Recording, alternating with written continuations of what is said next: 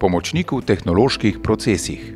Šolanje za poklic pomočnika v tehnoloških procesih traja 2 leti. V izobraževalni program se lahko vpiše vsak, ki je končal osnovnošolsko obveznost oziroma vsak, ki je končal najmanj 7. razred osnovne šole. Namenjen je tudi tistim, ki so zaključili osnovnošolsko izobraževanje po prilagojenem izobraževalnem programu. V času izobraževanja dijaki pridobijo temeljna strokovna znanja z področja strojništva in tehnologije. Naučijo se rokovati z manj zahtevnimi stroji kovinske industrije, jih vzdrževati in upravljati. Eden izmed ciljev šolanja je tudi sposobnost samostojne izdelave ali preoblikovanja enostavnejših kovinskih izdelkov. Zelo pomemben dejavnik pri šolanju je tudi varstvo pri delu. Dejavnosti, kot so vrtanje, piljenje, brušenje, kovanje, odrezovanje in varjenje različnih kovinskih materialov se pojavljajo skozi večino časa praktičnega usposabljanja dijakov.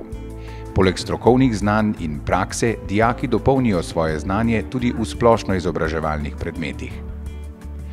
Na šoli ustvarjamo okolje, ki spodbuja kreativnost, omogoča osebni razvoj, napredovanje in predvsem znanje, s katerim bodo dijaki in dijakinje v programu pomočnika v tehnoloških procesih lahko poklicno uspešni.